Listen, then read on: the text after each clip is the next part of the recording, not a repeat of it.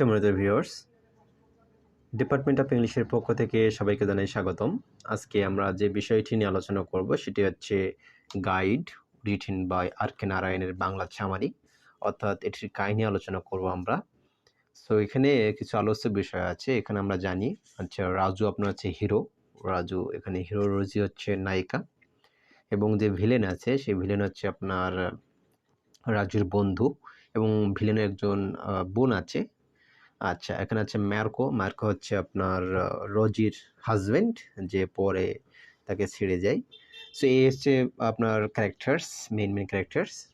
So এখানে আমরা যে বিষয়টি দেখতে পারবো যে রাজুর আসলে ট্রান্সফরমেশন, সে প্রথমে খারাপ থাকে, তারপর আস্তে আস্তে কীভাবে বিপদে পড়ে ভালো হয়ে যায়, মানুষের পাল্লায় হোক, যেভাবে হোক সেভাবে। তো চলুন শুরু করা যাক। আচ্ছা, আর.কে. নারায়ণ একজন সাধারণ মানবতা ও সাধারণ আবেগের লেখক ছিলেন। তিনি 1906 সালে মাদ্রাজে জন্মগ্রহণ করেন। তিনি 1930 সালে মহারাজা কলেজ, মহীশূর থেকে অনার্স শেষ করেন বা স্নাতক শেষ করেন। তাকে একজন খাঁটি সাহিত্যিক শিল্পী হিসেবে গণ্য করা হয়। আমরা জানি দ্য গাইড তার অন্যতম জনপ্রিয় হচ্ছে উপন্যাস। 1960 সালে দ্য গাইডের জন্য তাকে পুরস্কৃত করা হয়। উপন্যাসটি এতটাই জনপ্রিয় হয়েছিল যে এটি বিশ্বের অনেক ভাষায় অনুবাদ হয়েছিল, এবং এমনকি এটির ওপর একটি চলচ্চিত্র নির্মিত হয়েছিল। গাইড একজন ট্যুরিস্ট গাইডের দুঃসাহসিক কাজ বর্ণনা করে, যা রেলওয়ে রাজু নামে পরিচিত। এই উপন্যাসের নায়ক হচ্ছে রাজু, পূর্বেই বলেছি। আর রাজু একজন হচ্ছে স্টল কিপার হিসেবে তার প্রথম কাজ শুরু করেন, কিন্তু সে একজন পর্যটক হিসেবে এখানে জনপ্রিয় হয়ে ওঠে এই উপন্যাসে। তাই সেই স্টল দেখাশোনার জন্য একজন ছেলেকে নিয়োগ করে, অর্থাৎ প্রথমে সে স্টল কিপার থাকে। স্টল কিপার থাকার পরে সে যখন জনপ্রিয় হয়ে যায় তখন সে একজন পর্যটক হয়ে ওঠে। তো যখন পর্যটক হয়ে ওঠে তখন দোকানে একজন রাখার জন্য, থাকার জন্য একটা ছেলেকে সে নিয়োগ করে, এবং একজন পূর্ণাঙ্গ পর্যটক গাইড হয়ে ওঠেন হচ্ছে রাজু। একদিন সে মার্কো এবং রোজির সংস্পর্শে আসে, যারা পর্যটক হিসেবে মালগুড়িতে এসেছে। স্বামী স্ত্রী দুজনেই রাজুকে দেখে খুবই মুগ্ধ হয়েছিল, এবং মার্কো তাকে পূর্ণকালীন গাইড হিসেবে নিয়োগ দেয়, যে সবসময় যেন সে তার সাথে থাকে। রাজু প্রথম দেখাতেই রোজির প্রেমে পড়ে, যে হিরোইন, এবং তার সৌন্দর্য এবং তার নাচের দক্ষতার প্রশংসা করে। আমরা জানতে পারলাম যে রোজি আসলে ড্যান্সার ছিলেন। রোজিও রাজুর প্রতি আকৃষ্ট হয়, কারণ সে সবসময় মার্কোর কাছে অবহেলিত ছিল, তার স্বামীর কাছে সবসময় অবহেলিত ছিল। তো রাজু এবং রোজি একসাথে অনেক সময় কাটায়, এবং তারা একে অপরের ইচ্ছাও পূরণ করে। মার্কো পড়াশোনার ব্যস্ত, তারা শারীরিকভাবে মিলিতও হয় বটে। সো একদিন রোজি তার স্বামীর সামনে রাজুর সাথে তার সম্পর্কের কথা স্বীকার করে, মানে রাজুর বিষয় আর কি। সো এবং এইভাবেই মার্কো রাজুর সাথে রোজির অবৈধ সম্পর্কের কথা জানতে পারে আর কি। তিনি সঙ্গে সঙ্গে রাজুকে চাকরি থেকে বরখাস্ত করেন। এক মাস পর বা কয়েক মাস পর, আফটার আ মান্থ, 1 মাস পর, মার্কো মালগুড়ি ছেড়ে চলে যায়। রোজিকে বলে যে সে যে কোনো জায়গায় যেতে স্বাধীন, এবং সে তাকে আর স্ত্রী বলে মনে করে না। সো রোজি রাজুর কাছে যাওয়ার সিদ্ধান্ত নেয় এবং তার বাড়িতেও যায়। রাজু যখন তাকে দেখে সে আনন্দিতভাবে অবাক হয় এবং তাকে তার বাড়িতে আশ্রয় দেয়। রাজুর মা শুরুতে নিষেধ বা আপত্তি না করলেও রোজি যখন নাচের চর্চা শুরু করে তখন সে বিরক্ত হয়। সে চায় রোজি তার বাড়ি ছেড়ে চলে যাক, কিন্তু রাজু সবসময় রোজিকে বাঁচাতে আসে, যেহেতু রাজু গভীর আর্থিক সমস্যায় রয়েছে। সো তাই তিনি আর্থিক উদ্দেশ্যে রোজির নাচের দক্ষতা ব্যবহার করার সিদ্ধান্ত নেয়, যেহেতু রোজি নাচতে পারে ভালো, তার একটা দক্ষতা আছে, সেই দক্ষতাটা আমি যদি ব্যবহার করতে পারি তাহলে আর্থিকভাবে ভালোভাবে আমি বেনিফিট পাবো। তিনি তার জন্য একটি অনুষ্ঠানের ব্যবস্থা করতে সফল হন।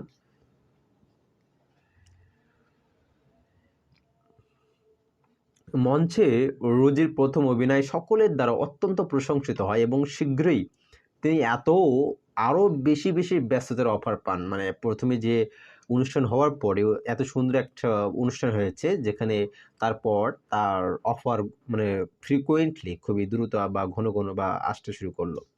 অল্প সময়ের মধ্যে তিনি একজন জনপ্রিয় নৃত্যশিল্পী হয়ে ওঠেন, ড্যান্সার হয়ে ওঠেন, প্রচুর সম্পদ এবং প্রচুর অর্থ উপার্জন করেন। সো রোজির এই যে উপার্জিত অর্থ বা আয় করা অর্থ, এখন রাজু বিলাসবহুল জীবনযাপন করে। তিনি এখন রোজির বিজনেস ম্যানেজার এবং যে কেউ রোজির সাথে দেখা করতে চাইলে অবশ্যই রাজুর অনুমতি নিতে হবে। একদিন ডাকপিয়ন একটি বই নিয়ে আসে, ঠিক আছে, যেটি মার্কোর লেখা, তার হাজবেন্ডের লেখা। রাজু বইটি লুকিয়ে রাখে, কারণ সে ভয় পায় যে রোজি মার্কোর প্রতিভা দ্বারা প্রভাবিত হতে পারে। অর্থাৎ এত সুন্দর একটা বই লিখেছে, এটি যদি আমি রোজির কাছে দিই তাহলে সে হয়তো তার প্রতি আবারও দুর্বল হয়ে পড়বে এবং তার কাছে ফিরে যাওয়ার সিদ্ধান্ত নিতে পারে, এরকম ভাবলো রাজু। সো রোজির ওপর নিয়ন্ত্রণ রাখতে এবং লোভের বশবর্তী হয়ে সে এমনকি তার স্বাক্ষর কপি করে, রোজির যে সিগনেচার সেটিও কপি করে আপনার যে পিয়ন ছিল সেখানে সিগনেচার করে তার যে কপিটা সে অ্যাকসেপ্ট করে। সো মার্কো রোজির স্বাক্ষরের জন্য কিছু নথি পাঠিয়েছে। নথিতে স্বাক্ষর করার পর রোজি একটি গহনার বাক্স পেতে সক্ষম হবে। সো যা মার্কো একটি ব্যাংকে জমা করেছে, ঠিক আছে, মানে সিগনেচার করার পরে কি হবে, একটা আপনার গহনার বাক্স পাবে। বাট সেটা কি করলো, যা মার্কো একটি ব্যাংকে জমা করেছে সেটি এখানে জানানো হলো। সো রাজু গহনার বাক্স পেতে রোজি স্বাক্ষর কপি করে, যেহেতু একটা হিউজ একটা অ্যামাউন্ট। সো রাজু ডকুমেন্টটিকে কপি করে আবার পোস্ট করে, কিন্তু রোজিকে ডকুমেন্ট সম্পর্কে কিছুই জানায় না। এই অনুলিপির ফলস্বরূপ তিনি দোষী সাব্যস্ত হন। তিনি যে আপনার কপি করছেন এই জন্য তিনি দোষী সাব্যস্ত হন এবং 2 বছরের জন্য তাকে কারাদণ্ড প্রাপ্ত হতে হয়। সো মানে জেলে যাইতে হয়। সো রোজি মাদ্রাজে যায় এবং নিজের স্বাধীন জীবনযাপন করে। সো কারাগারে রাজু একজন আদর্শ বন্দী হিসেবে পরিণত হয় এবং তার আচরণ সকল কর্মকর্তাদের দ্বারা খুবই প্রশংসিত হয়। সো জেলের সুপারিনটেন্ডেন্ট যে থাকে, প্রধান যে থাকে, রাজুর দ্বারা বিশেষভাবে মুগ্ধ হন এবং তিনি তার দৃঢ় বিশ্বাসকে ক্ষমা করে দেন। জেল থেকে মুক্তি পেয়ে রাজু মালগুড়ি থেকে কয়েক মাইল দূরে নদীর তীরে একটি বিচ্ছিন্ন মন্দিরে আশ্রয় নেয়। অর্থাৎ আমরা দেখলাম জেল থেকে বাইরে হয়েছে, জেলে কেন গিয়েছিল, কারণ সে যে কপি করছে, কপি করার অপরাধে সে জেলে গিয়েছিল। তারপর সে মুক্তি পেয়ে দেখলাম যে মালগুড়ি থেকে কয়েক মাইল দূরে একটি নদীর তীরে বিচ্ছিন্ন মন্দির, একটা আশ্রয় মন্দিরের ভিতরে। এখান থেকে কিন্তু তার সেকেন্ড যেটা ট্রান্সফরমেশন সেখানে এটা আমরা পাই। সো এখানে ভিলান নামে একজন অজ্ঞ গ্রামবাসী তাকে একজন পবিত্র মানুষ বলে ভুল করে। অর্থাৎ সে দেখছে যে যেহেতু সে মন্দিরে বসে আছে, সো একজন অজ্ঞ লোক, গ্রামের অজ্ঞ, তার নাম হচ্ছে ভিলেন, পূর্বে বলেছি, এবং তার সমস্যা তার কাছে উল্লেখ করে যে তার কি সমস্যা। তার সমস্যাটা হচ্ছে তার সৎ যে বোন আছে, বোনের সাথে সম্পর্কিত, যে তার বিয়ের জন্য নির্ধারিত দিনে বাড়ি থেকে পালিয়ে গেছে। অর্থাৎ তার বোনের বিয়ে হয় না, আর হচ্ছে আপনার সেই কারণে সেই বোনে আপনার হচ্ছে মানে তিনি আসছেন রাজুর কাছে। সো রাজু লোকটিকে, তার বোনকে তার কাছে নিয়ে আসতে বলে যে ঠিক আছে তার বোনকে তার কাছে নিয়ে আসুক। সো মেয়েটি রাজুর ব্যক্তিত্ব মুগ্ধ হন এবং রাজুর সমস্যার সমাধান করে দিয়েছে। সো এটি একজন পবিত্র মানুষ হিসেবে রাজুর খ্যাতি প্রতিষ্ঠা করে। অর্থাৎ যখন এই ভিলান তার একনিষ্ঠ শিষ্য হয়ে ওঠে, কিভাবে, যখন ভিলান দেখলো তার বোনের বিয়ে হয়ে গিয়েছে এবং আপনার ভিলানের বোন রাজুর কথায় মুগ্ধ হয়েছে, শুনেছে, বুঝেছে। সো তখন এই যে একটা সলিউশন প্রবলেমের, সেটা এলাকায় প্রচুর আপনার প্রচার হয়, যার ফলে রাজুকে আসলে একজন পবিত্র বা সাধু হিসেবে মানুষ হিসেবে গ্রহণ করা শুরু করলো। সো আর পাশাপাশি ভিলেন হচ্ছে আপনার ওর শিষ্য হয়ে গেল। সো সহজ সরল গ্রামবাসীরা তাকে একজন আপনার হচ্ছে পবিত্র মানুষ হিসেবে গ্রহণ করে এবং তাকে পূজা করতে শুরু করে এবং তাকে উপহার হিসেবে প্রচুর খাবার নিয়ে আসে। সো রাজু তাদের অনুভূতিকে অপমান করতে চায় না এবং তাই একজন স্বামী, বা যেটাকে আমরা বলি স্বামী হিন্দিতে যেটাকে বলা হয়, বা যেটা সাধু বলা হয়, সন্তের মতো কাজ করে, ধর্মের আদেশ দেয়, উপদেশ দেয় এবং গ্রামবাসীদের সমস্যা সমাধানের চেষ্টা করে। সো তিনি বেশ আরামদায়ক এবং পরিপূর্ণতা থেকে একজন সাধুর নতুন ভূমিকা পালন করে।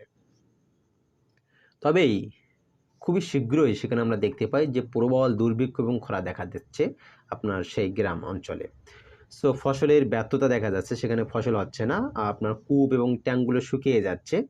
সো আপনার যে জিনিসপত্রগুলোর দাম বেড়ে যাচ্ছে, দোকানদাররা বেশি করে দাম নিচ্ছে, তারপর হচ্ছে গ্রামবাসীর মধ্যে ঝগড়া হচ্ছে প্রচুর। সো যখন এই ঝগড়ার সংবাদ পাইলো, সো এই সংবাদ পাওয়ার পর রাজুকে বিরক্ত করলো, যে খুবই বিরক্ত হয়ে গেল যে ঝগড়া হচ্ছে। কারণ হচ্ছে সে যদি এই ঝগড়া মেটাতে পুলিশ আসে তাহলে কিন্তু সে রাজুকে ধরে ফেলবে। সো এই জন্য রাজু চায় না যে পুলিশ এখানে এসে হস্তক্ষেপ করুক। সো যখন রাজু এই বিষয়টা জানলো তখন রাজু ভিলানের, ওই যে আপনার ভিলান, তার শিষ্য ভিলানের বোকা ভাইয়ের মাধ্যমে তার মাধ্যমে একটা বার্তা পাঠায় গ্রামে, যে উভয় গ্রুপ আপোষ না করা পর্যন্ত সে খাবার গ্রহণ করবে না। যাদের মধ্যে ঝামেলা হচ্ছে এরা ঠিকঠাক ভাবে তাদের সমস্যাটা সমাধান না করা পর্যন্ত আসলে সে খাবার খাবে না। সো কিন্তু এখানে দেখা যায় যে ঘটনাটা নাটকে একটা মোড় নিচ্ছে। কারণ কি, যখন আপনার ভিলানের রাজুর প্রথম শিষ্য যে বোকা, মানে বোকা ভাই বলতে এখানে রাজুর একটা বোকা ভাই, সে রাজুর বার্তাকে বিকৃত করে, রাজু যেটা বলছে তার উল্টোটা বোঝে। সরি। এবং গ্রামবাসীদেরকে উল্টাটা জানায় যে যতক্ষণ না তারা লড়াই বন্ধ করে এর পরিবর্তে বৃষ্টি না হওয়া পর্যন্ত স্বামী কিছুই খাবেন না। অর্থাৎ তাকে বলা হলো যে তারা যদি ঝগড়াঝাটি বন্ধ না করে তাহলে আপনার স্বামী, আপনার সাধু কিছু খাবেন না। আর সে কি করলেন, জাস্ট যে ফুলিশ ছিল, সে স্টুপিড ছিল, সে যে জাস্ট উল্টাটা বলল, যে কি বলল, যে ঝগড়া থামানো লাগবে, পাশাপাশি হচ্ছে বৃষ্টি না হওয়া পর্যন্ত কি আমাদের যে স্বামী সে কিছুই খাবেন না। গ্রামবাসীরা রাজুর প্রতি খুবই অত্যন্ত আপনার অনুগত দেখালো, যে হ্যাঁ তাই তো, খুবই আমাদের জন্য এত কিছু করছে, এই যে ঝড় বৃষ্টি না হওয়া পর্যন্ত তিনি কিছুই মুখে নেবেন না। সো অবভিয়াসলি সে আমাদের জন্য অনেক কিছু ত্যাগ করতেছে। সো তাদের কল্যাণের জন্য তিনি উপবাস করতেছেন, এমনটি ধারণা তাদের। সো লোকেরা তাদের এই যে তারকাদের আশীর্বাদ করে যে তাদের গ্রামে এমন একজন পবিত্র ব্যক্তির সাথে আশীর্বাদ করেছে যে গ্রামবাসীর কল্যাণে নিজের জীবন উৎসর্গ করতে ইচ্ছুক। তো রাজুর প্রতি তাদের পূর্ণ আস্থা রয়েছে। রাজু যে এই নতুন বিকাশ সম্পর্কে অবগত নয়, অর্থাৎ সে আসলে এই যে এরকম হয়ে গেছে, যে মেসেজটা দিয়েছিল বাট উল্টা এসে তার আপনার রিয়াকশন হচ্ছে। সো রাজুর প্রতি তাদের যে পূর্ণ আস্থা রয়েছে আমরা আগেই জানি। সো এখন রাজু হতাশ হয়ে যায়, যে যখন ভিলান তার উপবাসের জন্য তাকে ধন্যবাদ জানাতে আসে, যে বলে যে আপনি যে উপবাস করতেছেন এর জন্য আপনাকে অসংখ্য ধন্যবাদ।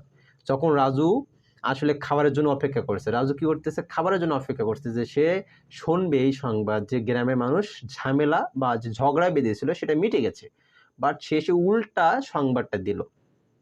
রাজু অপেক্ষা করতেছে যে যেহেতু আমি যেহেতু উপবাস রেখেছি, সেহেতু গ্রামের মানুষ শোনার সঙ্গে সঙ্গে তারা ঝগড়াঝাটি মিটিয়ে দেবে এবং আমাকে খাওয়াবে। বাট এটা দেখা গেলো জাস্ট উল্টা সংবাদ শুনে জাস্ট উল্টা রিয়াকশন। সো রাজু গোপনে পালানোর সিদ্ধান্ত নেয়, যে আর উপায় নেই, এভাবে থাকলে তো না খেয়ে থাকতে হবে, কখন বৃষ্টি হবে তার ঠিক আছে। সো কিন্তু পুলিশের ভয় তাকে তা করতে বাধা দেয়, কারণ পুলিশ তো হুট করে আসতে পারে যে কোনো সময় পালানোর পরে। সো উপবাসে 12তম দিনে আমরা দেখি রাজু ক্লান্ত হয়ে পড়ে যায়, কিন্তু দূর দিগন্ত বৃষ্টির কোনো আমরা চিহ্ন দেখতে পাই, যে হ্যাঁ বৃষ্টি হতে পারে খুব দ্রুত। সো রাজু ট্যুরিস্ট গাইড বন্দী হয়েছিলেন এবং বন্দী থেকে স্বামী হয়েছিলেন। তারপর সাধারণ মানুষের জন্য তিনি শহীদ হন, তিনি শেষ পর্যন্ত উপবাসে যান। সো এখানে উপন্যাসিক হিসাবে নারায়ণের প্রধান উদ্বেগ ছিল ভারতীয় জীবন সম্পর্কে তার মতামতকে একটি শৈল্পিক অভিব্যক্তি প্রকাশ করা বা দেওয়া। সো এখানে আমরা দেখতে পাই যে মানগালা, যেটা জায়গা মানগালা এবং মালগুড়ি সাধারণ ভারতীয় গ্রামের দুটি প্রতিনিধি বা রিপ্রেজেন্ট করে, যে এই গ্রাম দুটি, যে সাধারণ গ্রাম অঞ্চলগুলো কেমন হয়, এই মানগালা এবং মালগুড়ি। সো গাইড যে একটি আঞ্চলিক উপন্যাস আমরা বলতে পারি। সো নারায়ণের যে স্যাটারিক্যাল বিদ্রুপাত্মক দেখা যায় তার সমস্ত চরিত্রের উত্থান পতনের মধ্যে, বিশেষ করে রাজুর মধ্যে। সো রাজু একজন প্রকৃত স্বামী হিসেবে মারা যায়, ঠিক আছে। একজন স্বামী হিসেবে তিনি তার নিজের ফাঁদে আটকা পড়েছেন, যা পরিহাসের ভাগ্য নির্দেশ করে তিনি মারা যান শেষ পর্যন্ত। সো রাজু এবং মার্কোর মধ্যে বৈসাদৃশ্য বা বৈষম্যের মধ্যেও যে বিদ্রাবাত্মক এখানে আমরা দেখতে পাই, রাজু এবং মার্কো যে দুইজনের মধ্যে যে বৈষম্য আছে, যে স্যাটায়ার, এখানে স্যাটায়ার এখানে আমরা দেখতে পাই। সো মার্কো একজন মহান পণ্ডিতের চিত্র অর্জন করে এবং রাজু সাধুত্ব অর্জন করে। সো উপন্যাসটি স্যাটারিক্যাল অর্থাৎ বিদ্রাপত্মক বক্তব্যে পরিপূর্ণ, হাস্যকরভাবে তারপর হচ্ছে মৃত রাজুকে গৌরব এনে দেয়, তারপর হচ্ছে আপনার স্বাক্ষর মোকাবেলা করে তাকে জেলে দিয়ে আপনার যে স্বাক্ষর নকল করে সেটা জন্য তিনি জেলে নিয়ে যায় তাকে, এবং মিথ্যা তাকে সাধুত্ব দান করে, মিথ্যা থেকে তাকে সাধু হয়ে যায়। সো লেখক তার উপন্যাসকে ট্র্যাজিক কমেডি করে, অর্থাৎ তিনি দেখছেন মজা, হাসি, রসাত্মক, তারপর হচ্ছে আপনার শেষে ট্র্যাজেডি। সো ট্র্যাজিক এবং কমিক উপাদানের মিশ্রণ রয়েছে এই উপন্যাসটিতে, ঠিক আছে, সরি, হ্যাঁ, উপন্যাসটিতে। সো রাজুর উত্থান এবং পতন দুঃখজনক কমিক বিড়ম্বনার ফলাফল আমরা এখানে দেখতে পাই। সো এই ছিল দ্য গাইডের বাংলা আলোচনা। সো ভালো লাগলে অবশ্যই সাবস্ক্রাইব করে পাশে থাকবেন এবং আপনাদের মতামত জানাবেন। আসসালামু আলাইকুম রহমতুল্লাহি।